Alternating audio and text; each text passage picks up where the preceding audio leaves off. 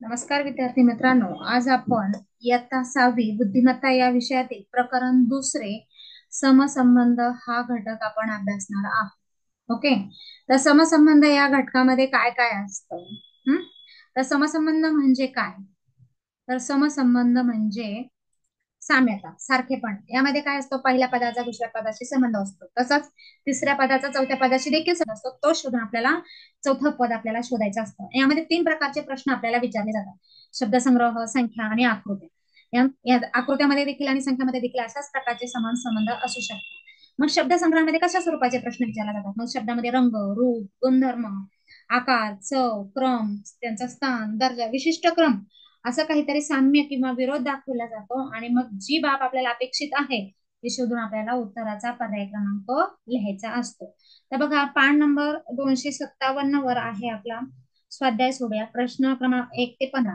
बघा, खालील प्रश्नात पहिल्या पदाचा दुसऱ्या पदाशी जो संबंध आहे तो संबंध तिसऱ्या पदाचा चौथ्या पदाशी आहे, तर प्रश्नचिन्हाच्या जागी येणारे पद शोधून त्याचा पर्याय क्रमांक चौकटीत लिहा.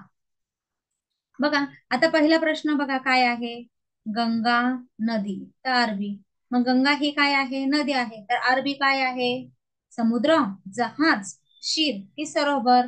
अगदी बरोबर, पर्याय क्रमांक 1 आहे समुद्र. आता प्रश्न दुसरा आहे टांगा आणि घोडा, बैल. प्रश्नचिन्हाच्या जागी आपल्याला शोधायचं आहे. मला माहिती आहे टांग्याला कोण जोडलं जातं? घोडा. तर मग कशासाठी? गोठा, गोठा, खटारा, गाय की नांगर? काय आहे बघा आपलं पर्याय क्रमांक? तर काय आहे? पर्याय क्रमांक 4. नांगरणी करण्यासाठी कोणाला जोडलं जातं? तर बैलाला, म्हणून पर्याय क्रमांक 4. प्रश्न तिसरा आहे स्त्री, पुरुष, मग गाय.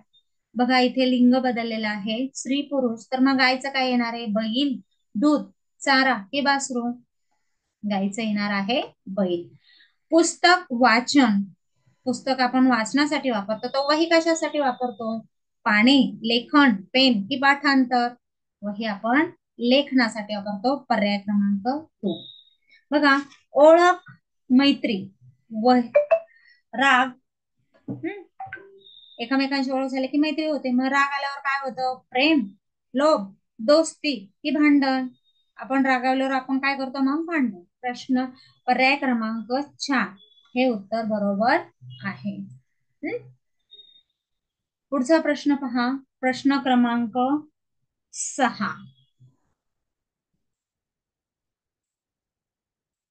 प्रश्न क्रमांक 6 मध्ये आहे मधमाशी, मग रेशीम. मध तयार कोण करतं? मधमाशा फुलातले मकरंद घेऊन जातात. मग रेशीम कोण तयार करतं? तर कापड गिरणी, तलम की रेशीम किडे? रेशीम तयार करण्याचं काम कोण करतं? रेशीम किडे. 7वा प्रश्न आहे शिक्षक अध्यापन करतात तर सैनिक काय करतात? पलटण, युद्ध, संचलक की लष्कर? काय करतात सैनिक? काय करत असतात बरं? अगदी बरोबर, युद्ध करतात, हो की नाही? युद्धाच्या वेळेस शिक्षक अध्यापनाचं ज्या वेळेस दुसऱ्या देशाचा अटॅक होतो त्यावेळेस युद्ध करण्याचं काम कोण करतो? सैनिक करतो. प्रश्न 8 आहे विमान, आकाश. विमान कुठे चालतं? आकाशात. मग समुद्रात काय चालतं बरं? जहाज, शंख शिंपले, मीठ की मासा? जहाज. प्रश्न 9 आहे साखर, गोड, तुरटी. मग आता साखर गोड असते, तुरटी कशी असते? तिखट, खारट, आंबट की तुरट? अगदी बरोबर, पर्याय क्रमांक 4. तुरटी कशी असते? चवीला तुरट असते. नदीला पूर येतो तर समुद्रात काय होतं? सर्वांना माहिती आहे, नैसर्गिक आपत्ती. ओहोटी, भरती, महापूर की लाटा? समुद्रामध्ये काय असतं? भरती. ओके. प्रश्न 11 आहे बांगडी, हात, पैंजण. आपण हातामध्ये बांगडी घालतो, पैंजण कुठे घालतो? मनगट, पाय, दंड की बोट? पाय, पर्याय क्रमांक 2. त्यानंतरचा आपला प्रश्न आहे प्रश्न 13. नाक, वास, कान. नाकाने आपण वास घेतो, मग कानाने काय करतो? कर्ण, डूल, ज्ञानेंद्रिय की श्रवण? श्रवण. श्रवण म्हणजेच काय? ऐकायचं काम आपण करतो. मामा, भाची, काका.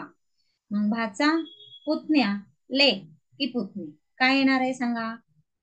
मामा भाची म्हणजे काका काय येणार आहे? पुतण्या येणार आहे का? नाही. मुलीचा उल्लेख केलेला आहे म्हणून पर्याय क्रमांक 4 पुतणी. प्रश्न 15 आहे मुंगी वारू साप. मुंगी कुठे राहते? वारूळवर. साप कुठे राहतो? खुराडे, घर, बीळ की दाट झाडी? बिळामध्ये. साप कुठे राहतो?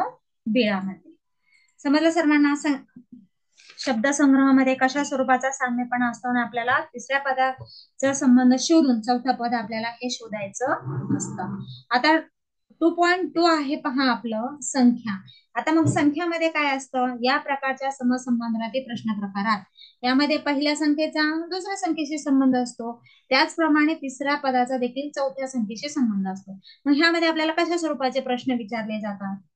सर्वांना माहिती आहे, मूळ संख्या, संयुक्त संख्या, बेरीज, वजाबाकी, गुणाकार, भागाकार, अंकांची बदलाबदल, हो की नाही, घनसंख्या, वर्गसंख्या, अशा अनेक वेगवेगळे काय असू शकतात? संबंध असू शकतात.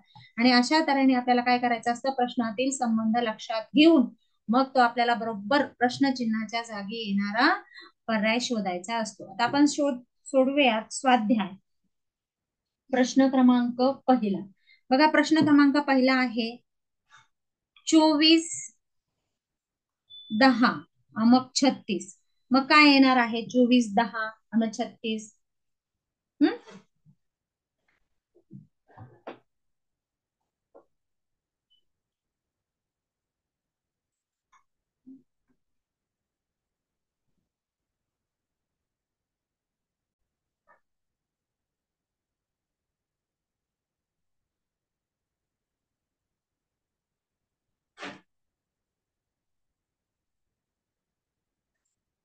तर पहा, आपण संबंध शोधत होतो ह्याच्यामध्ये. तर बघा 24 आणि 10 ह्यामध्ये काय येणार आहे? ह्या दोघांचा गुणाकार करून पाहूयात आपण.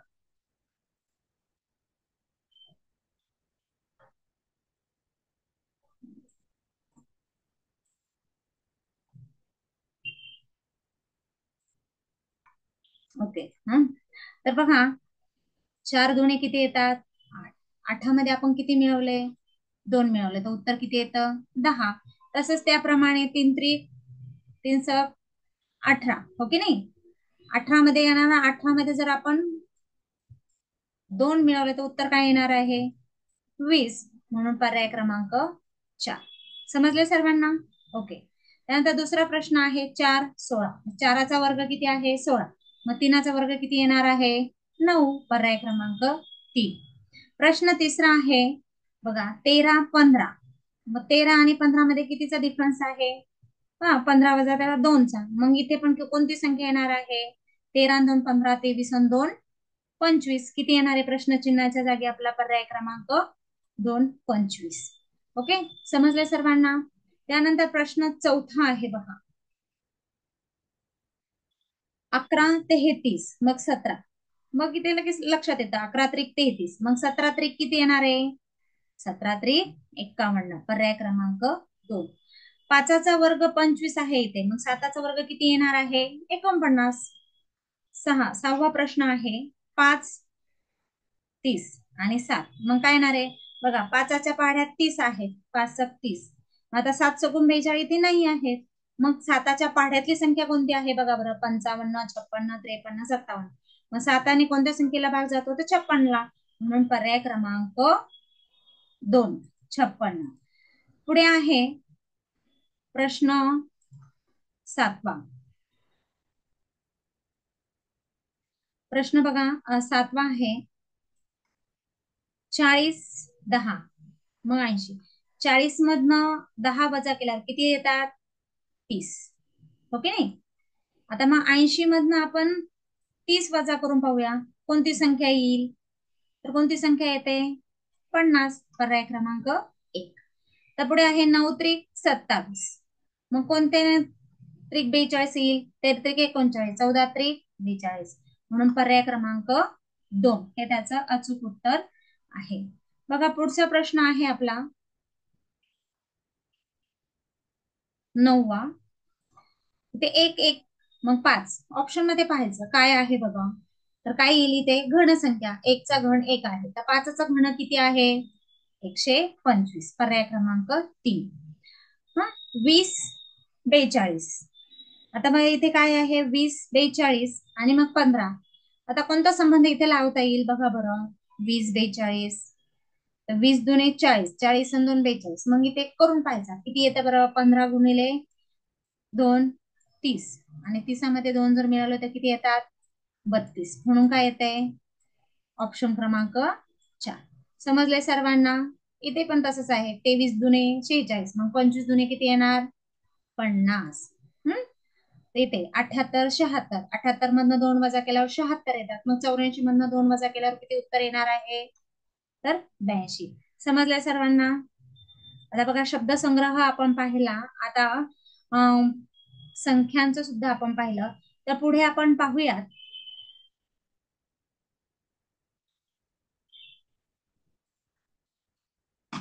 पान नंबर 260 वर वर्णमाला. इंग्रजी वर्णमाला सर्वांना माहिती आहे, A to Z अक्षर. त्याच पद्धतीने इथे देखील आहे, हो की नाही.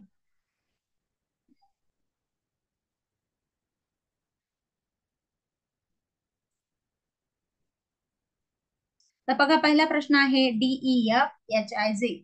मग DEF HIJ आणि आपल्याला पुढे विचारलेले HIJ आणि मग पुढे प्रश्नचिन्हाच्या जागी काय येणार आहे. KLM LMN KLN TLN.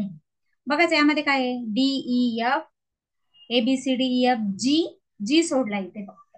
काय सोडलाय आपल्याला जी. मग इथे सुद्धा आपण काय करायचं HIJ नंतर काय सोडायचं आहे के सोडून द्यायचा. मग पुढचं काय येणार आहे क्रमाने LMN. म्हणून पर्याय क्रमांक 2. बघा पुढे काय दिलेलं आहे KLMPQR. मग आता इथे काय दिलेलं आहे RQP, म्हणजे उलट दिलेला आहे. मग आपल्याला सुद्धा KLM उलट उलट येणारा कुठला आहे बघा बरं. कोणता आहे WVU UVW WUV UVW. मग आपल्याला उलटा काय काय येणार आहे बघ सांगा बरं.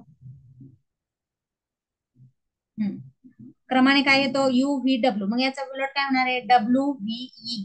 आपल्याला उलटचा अर्थ पाहिजे पर्याय क्रमांक 1.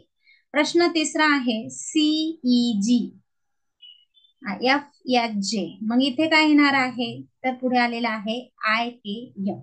बघा इथे कसं दिलेलं आहे ABCDEFG. एक एक अक्षर सोडलेलं आहे बघा. D सोडलाय F सोडलाय FI.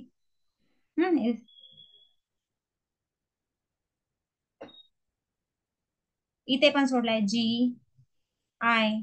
मग इथे सुद्धा कोणता अक्षर येणार आहे की एक सोडून येणार आहे. कोणता येईल बरं पर्याय. अगदी बरोबर.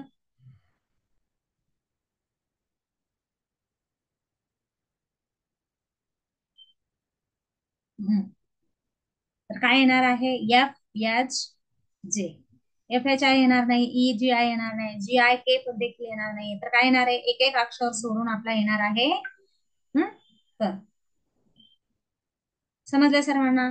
पुढचा चौथा प्रश्न आहे PON KGI आणि WVE. आता इथे काय दिलेलं आहे PON. मग कशा पद्धतीने येणार आहे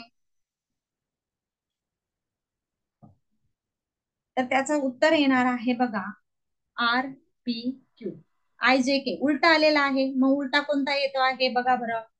तर काय आहे UVW आणि इथे काय आलेलं आहे IJK. म्हणून पर्याय क्रमांक येणार आहे 2 RPQ. पुढे आहे GHIRST. तर त्याचं काय येणार आहे QPO. तर मग कुठला येणार आहे GHI क्रमाने येणार आहे. KJP LMN LKJ. तर आपलं उत्तर काय येणार आहे बघा. तर LKJ क्रमाने येणारा कोणता आहे LKJ. नंतर PQSU आणि JH. मग काय येणार याच्यामध्ये तर पर्याय क्रमांक MN.